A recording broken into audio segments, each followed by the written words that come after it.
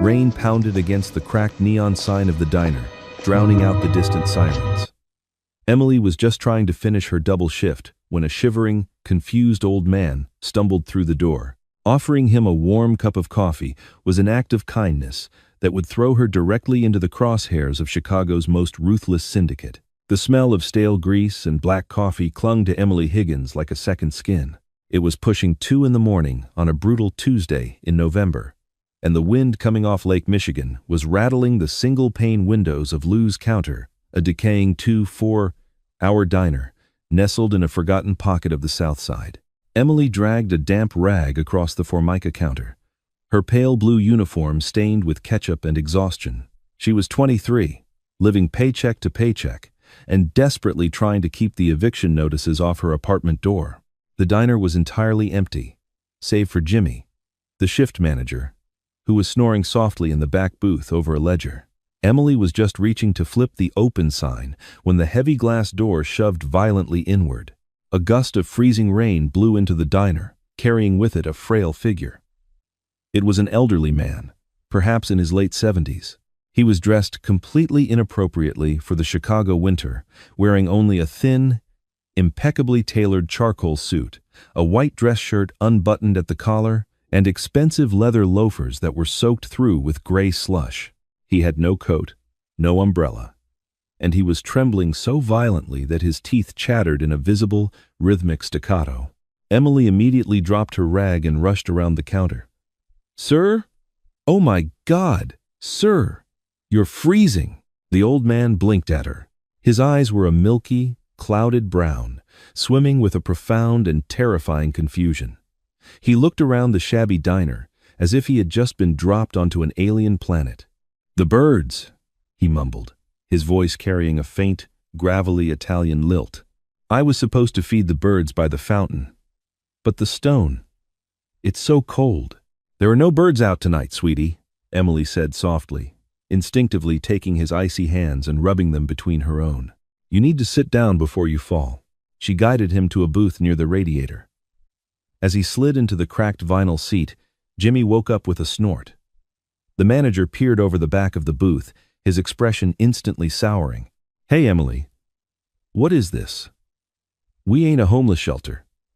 Tell him to buy something or get out." "Jimmy, look at him," Emily hissed, keeping her voice low. "He's freezing. He's confused. He doesn't even have a coat." "Not my problem," Jimmy grunted, crossing his arms. "He smells like wet dog, and he's scaring away paying customers." "There are no paying customers," Emily shot back, her temper flaring. She took a deep breath. Reaching into her apron, she pulled out a crumpled $10 bill, half of her tips for the entire agonizing 12-hour shift.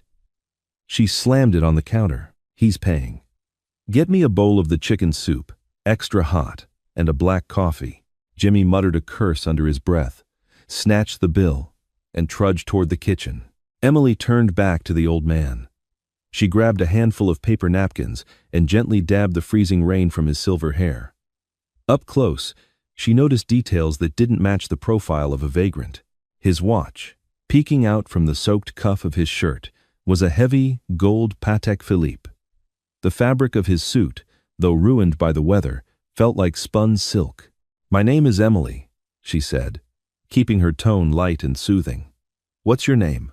The man stared at his trembling hands. "Silas," he whispered. I think I'm lost. I was looking for Rosa.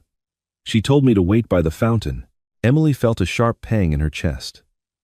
The way he spoke of Rosa, with a mixture of desperate longing and profound grief, told Emily that Rosa was likely gone.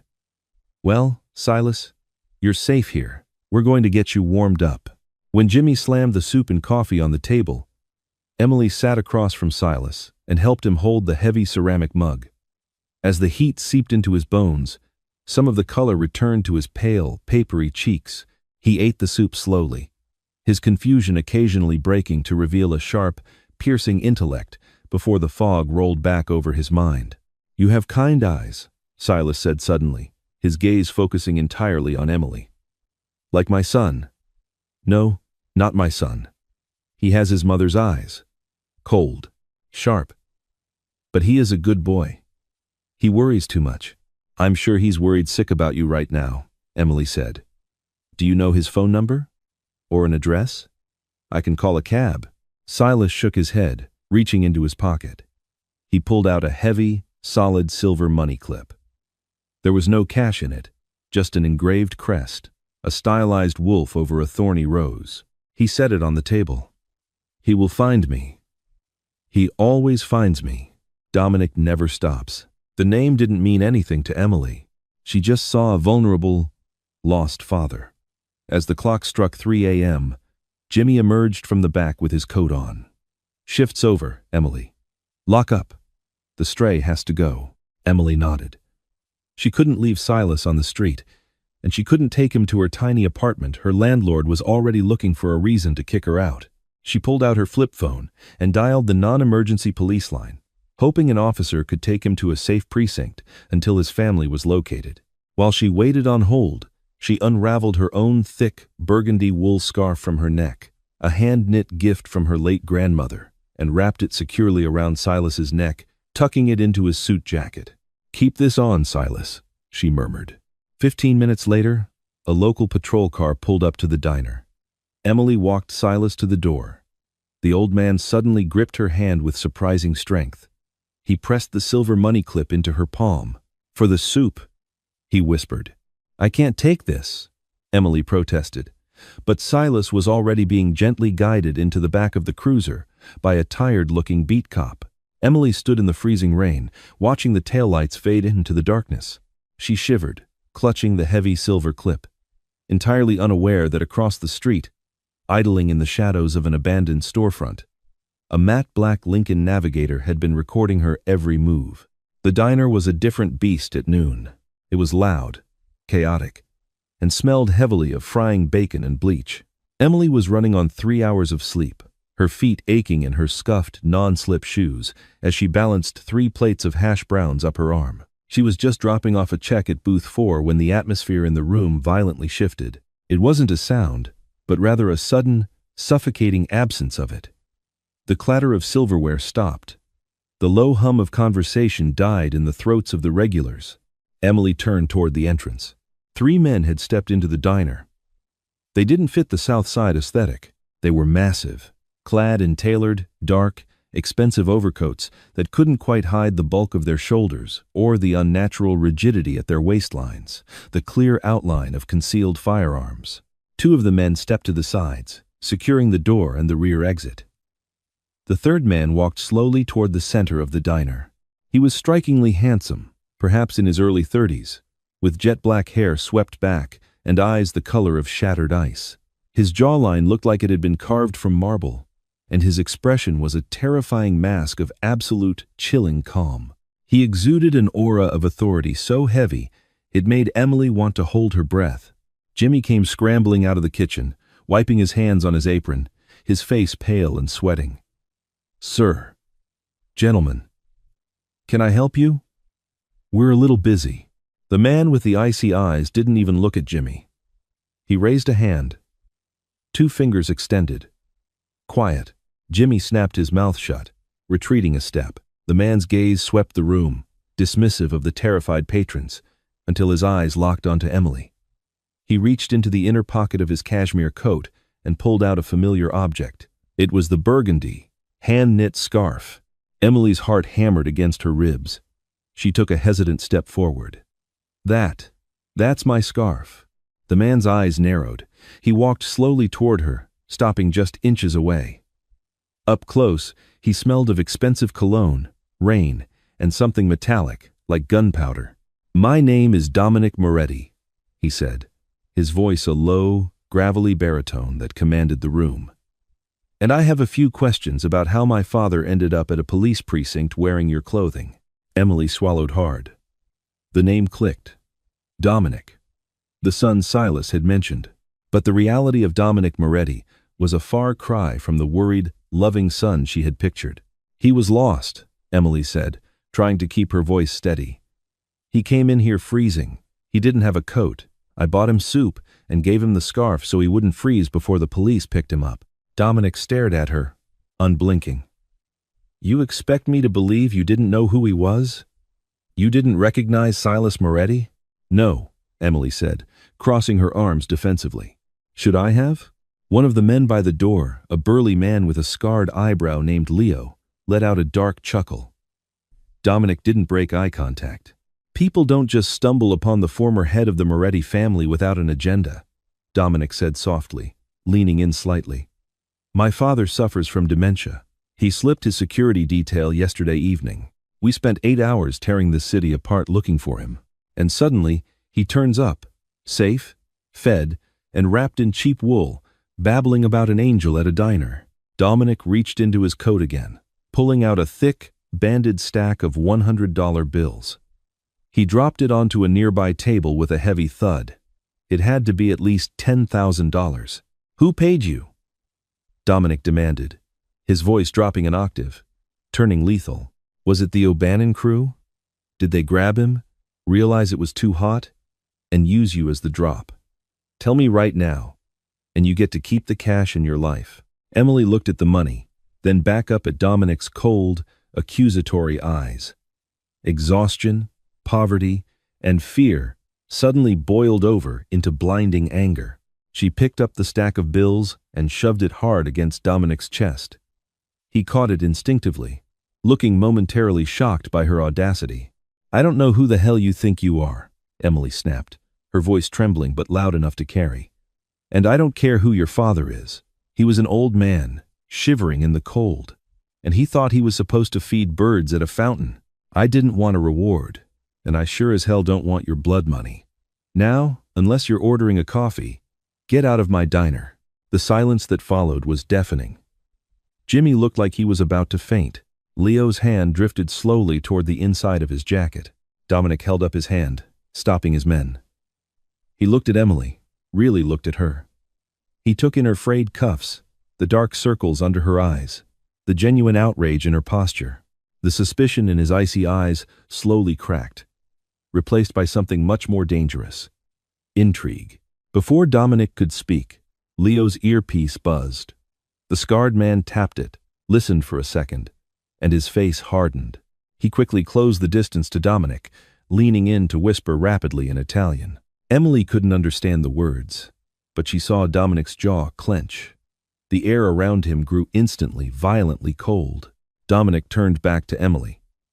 It seems, he said, slipping the stack of cash back into his pocket, that your act of charity was noticed by the wrong people. The O'Bannons had spotters on this street last night. They saw my father go in here. They saw him with you. I don't understand, Emily stammered, the anger draining away, replaced by a sudden, icy dread. The O'Bannons are our rivals, Dominic stated bluntly, leaving no room for misunderstanding. My father is my only weakness. If they think you have some connection to him, or if they think you saw something, you are a loose end, and the O'Bannons tie up loose ends by burning them to the ground. Emily backed up until her hips hit the counter. I didn't see anything. I don't know anything. They don't care, Dominic said. He stepped forward, closing the distance between them, his towering frame casting a shadow over her. You saved my father's life last night. I owe a debt, and a Moretti always pays his debts. He reached out, his large, gloved hand wrapping firmly around her upper arm. It wasn't rough, but it was an immovable, unyielding grip.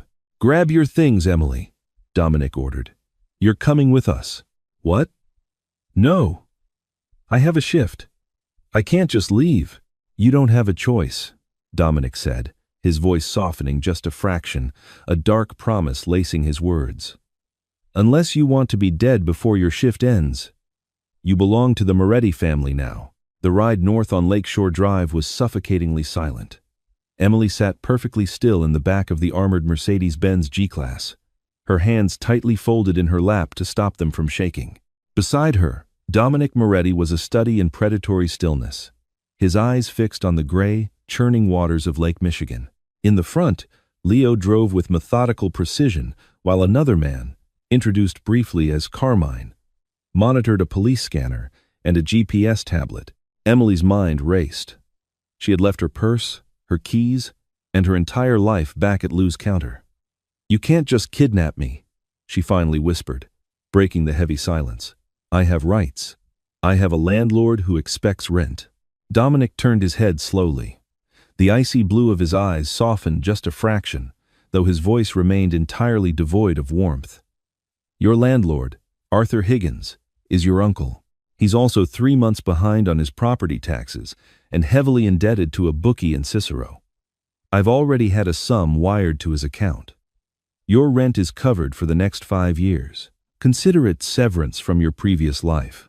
Emily gasped, her anger momentarily overriding her fear. You investigated me? In the span of 9 hours? My father's life was compromised, Dominic stated flatly. I investigate the air he breathes. Before Emily could unleash the tirade building in her chest, Carmine's tablet chirped urgently. He tapped the screen, his thick neck going rigid.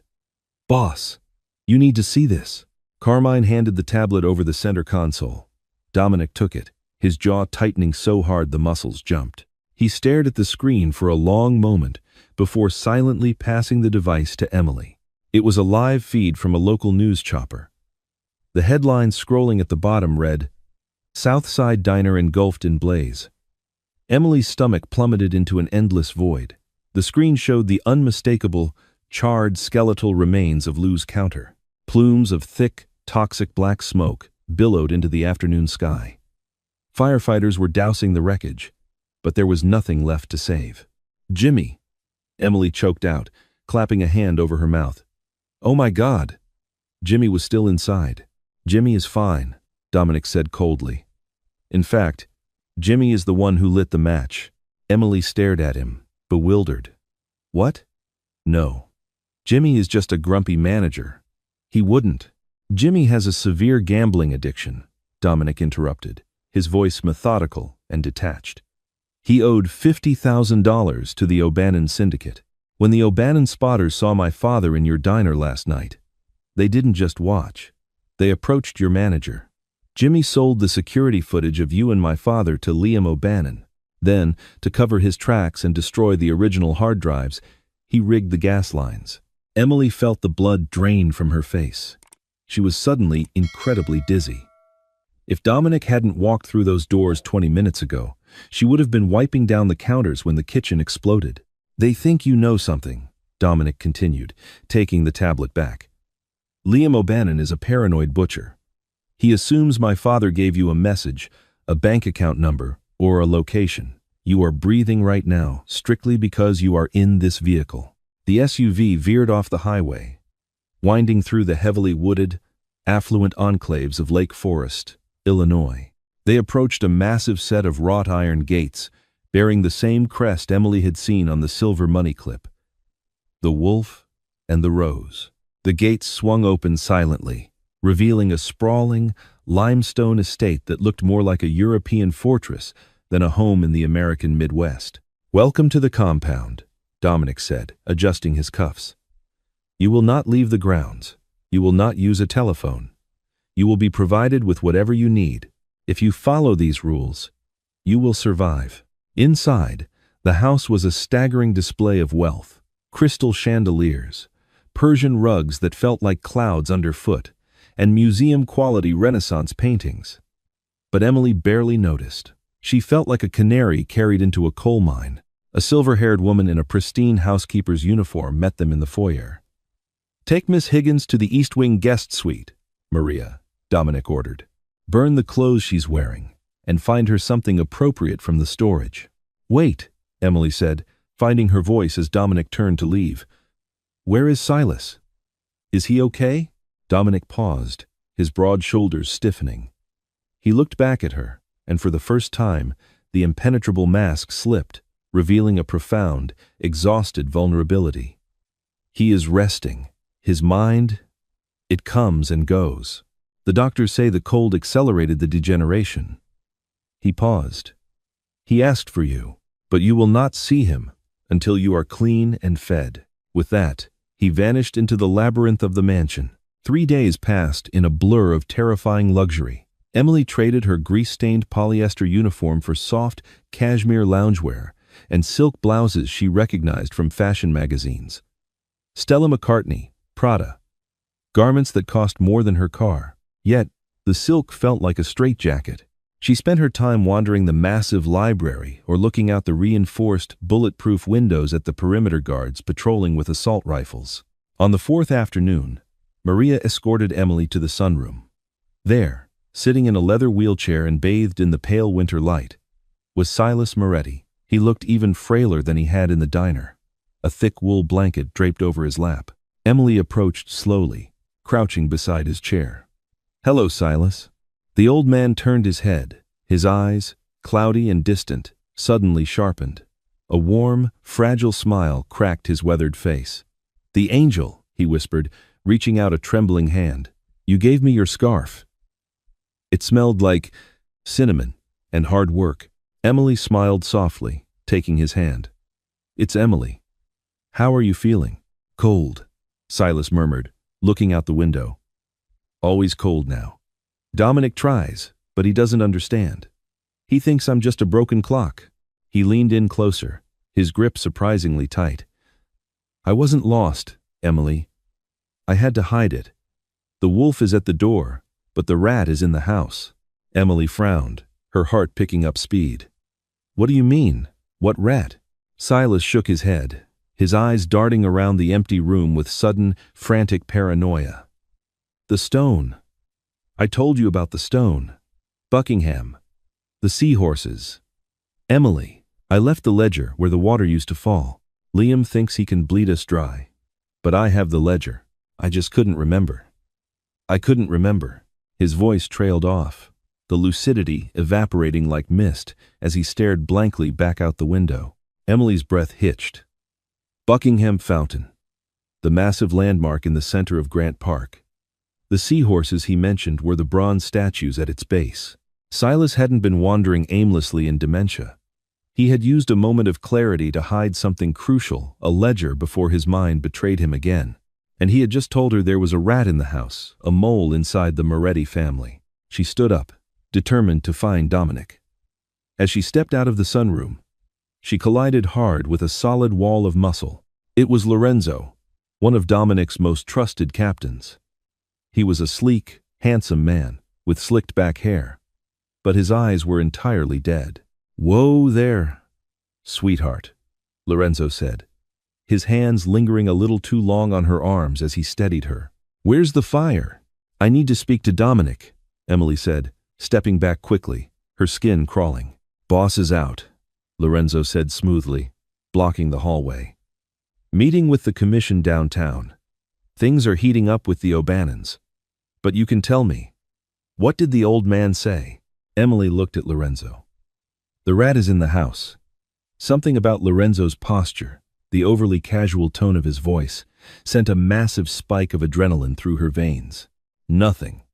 Emily lied smoothly, relying on years of deflecting drunk customers at the diner. "He just asked for some tea. I was going to find Maria." Lorenzo's eyes narrowed slightly, a terrifyingly cold calculation flashing behind them. "Maria went into town for groceries. I'll get the old man his tea. You go back to your room, Emily. It's not safe to wander." Emily nodded, forcing a polite smile, and walked toward the east wing. But the moment she turned the corner, she slipped off her expensive loafers. In her stocking feet, she moved silently back toward the sunroom. Pressing herself against the flocked wallpaper, she peeked around the doorframe. Lorenzo wasn't getting tea. He was standing over Silas, a leather pillow from the sofa gripped tightly in his hands. "Where is it, old man?" Lorenzo hissed, his voice a venomous whisper. "Liam is losing patience. Where did you hide the offshore accounts? Tell me, or I swear to God I'll snuff you out right now and tell Dominic your heart finally gave out." Silas just stared at him. Murmuring about the birds, Lorenzo snarled, raising the pillow to press it over the old man's face. Emily didn't think. The street-smart, fiercely protective instincts that had kept her alive on the South Side took over entirely. She lunged into the room, grabbing a heavy, solid bronze bookend, shaped like a globe from the nearest shelf. "Hey!" Emily screamed. Lorenzo whipped around, his eyes widening in shock. Emily swung the heavy bronze globe with all her might. It connected with a sickening crack against the side of Lorenzo's skull. The captain let out a grunt of pain, dropping the pillow and staggering backward, blood instantly welling at his temple. He recovered faster than she expected. With a roar of fury, Lorenzo lunged at her, backhanding her across the face. The force of the blow sent Emily crashing over a glass coffee table, shattering it into 1,000 glittering pieces. Pain exploded in her ribs, and her lips split open, tasting of copper.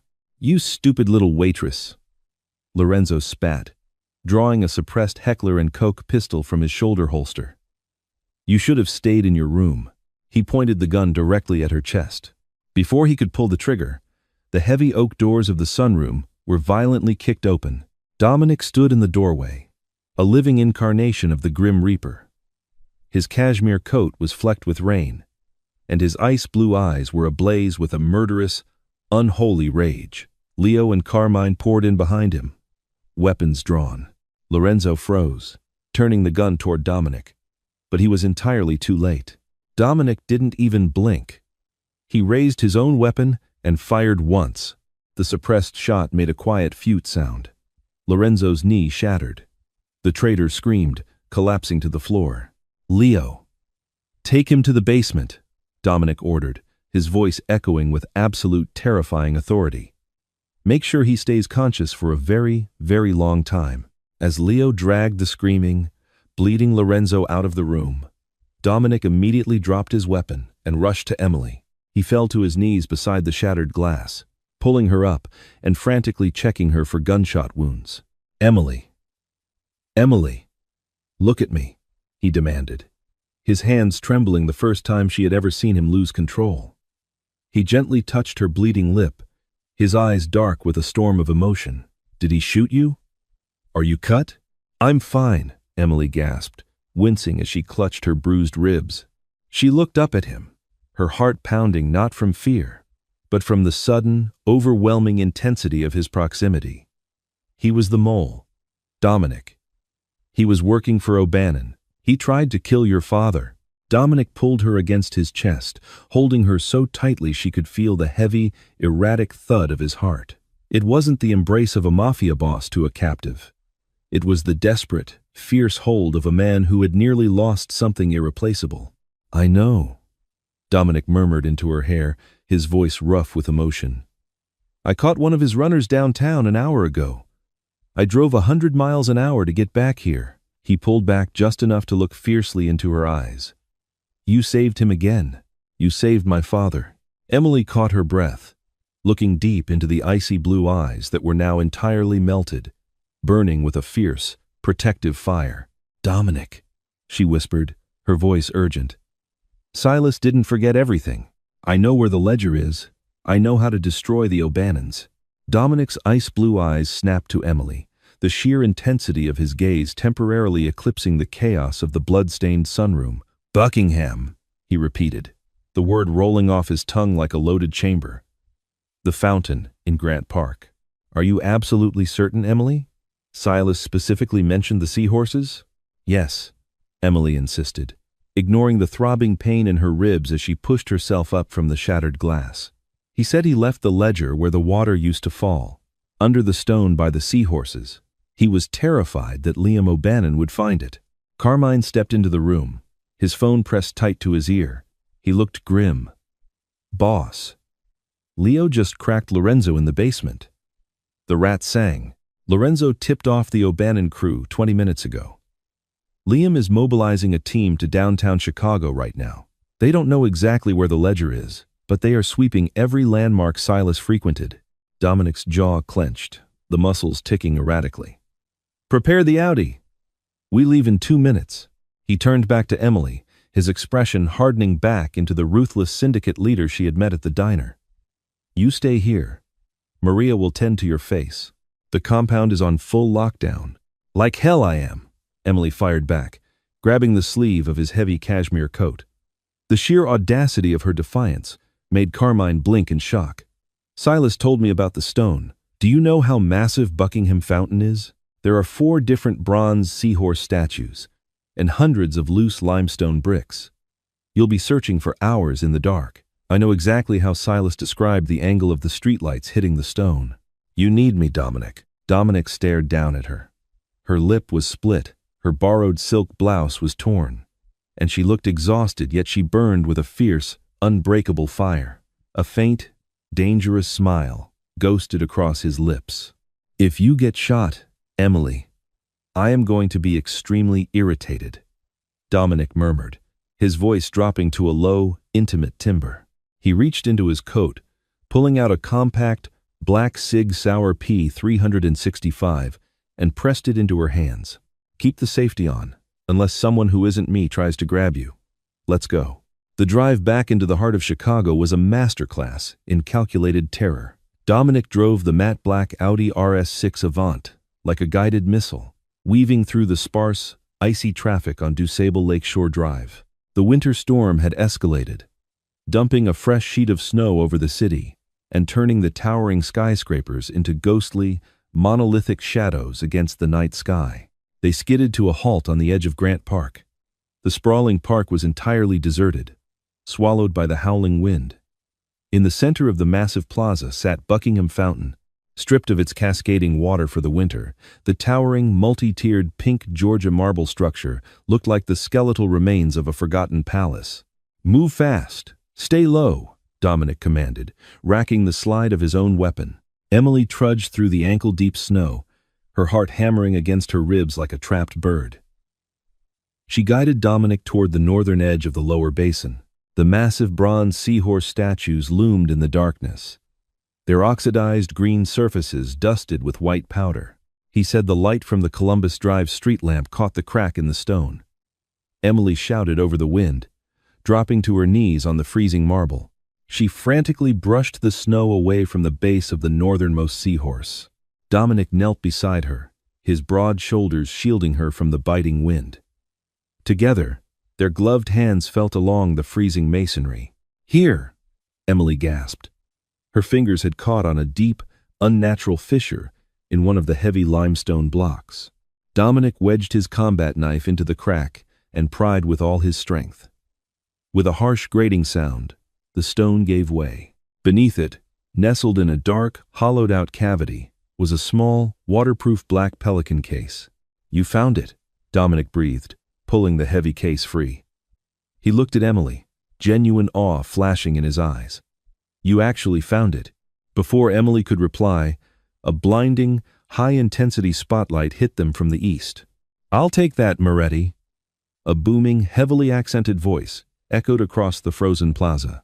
Emily squeezed her eyes shut against the glare.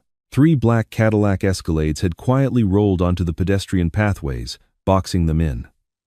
Doors slammed, and a dozen heavily armed men piled out, their silhouettes stark against the halogen headlights. Stepping forward into the light was Liam O'Bannon. He was a towering, barrel-chested Irishman, wearing a vicuña wool overcoat, his red hair slicked back, and a sadistic, wide grin splitting his scarred face. He held a customized gold-plated 1911 pistol, aiming it casually in their direction. "A beautiful night for a scavenger hunt, isn't it?" Liam laughed, his breath pluming in the freezing air. "I have to thank Lorenzo. God rest his traitorous soul. He gave me just enough to put the pieces together." "Toss the case, Dominic, and maybe I'll let the pretty little waitress walk away. I hear she pours a decent cup of coffee." Dominic didn't flinch. He didn't raise his weapon. He slowly stood up, pulling Emily up behind him, shielding her entirely with his body. The pelican case dangled casually from his left hand. "You're making a profound mistake, Liam," Dominic said, his voice carrying over the wind, calm, resonant, and utterly devoid of fear. "You think this ledger just has my family's routing numbers? You think my father was just a senile old man hiding his pension?" Liam's smile faltered slightly. "Don't play games, Moretti. Toss the box." "Silas Moretti never lost his mind completely," Dominic continued, taking a slow, deliberate step forward. "He used his diagnosis as a shield. He spent the last 2 years quietly gathering the bank records of your illicit side deals, Liam. The shipments you stole from the New York Commission, the money you skimmed from the Russian bratva in Brighton Beach. It's all in this case." Liam's face drained of color. If the Commission or the Russians found out he was stealing from them, The O'Bannon syndicate would be violently dismantled within 24 hours. "Kill them," Liam roared, raising his gold pistol. "Kill them both, right now!" "Now, Carmine," Dominic said, softly into the microphone hidden in his lapel. Crack, crack, crack.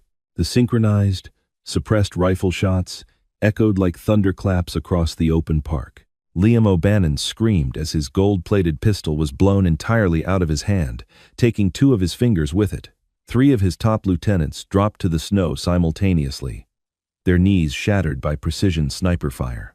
Panic erupted. The remaining O'Bannon men scrambled for cover behind the escalades, realizing they had walked directly into a meticulously coordinated kill zone. Carmine and a team of 6 elite Moretti marksmen were positioned on the roof of the adjacent museum, their laser sights now painting Liam O'Bannon's chest with half a dozen glowing red dots. Dominic raised his own weapon, pointing it directly at Liam's head. "Tell your men to drop their weapons, Liam, or the next round goes through your left eye," Dominic commanded, his voice as cold as the ice beneath their feet. Trembling, clutching his bleeding hand to his chest, Liam fell to his knees in the snow. "Drop 'em!" he screamed to his men. "Drop the guns!" The clatter of heavy weaponry hitting the frozen pavement echoed through the plaza. The standoff was over in less than 60 seconds. The Moretti family had won. Dominic didn't wait for the police sirens that would inevitably follow. He grabbed Emily's hand, his grip warm and fiercely protective, and pulled her back toward the Audi. Once they were safely inside the heavily armored car, speeding away from the flashing lights of the approaching authorities, the massive adrenaline spike finally broke.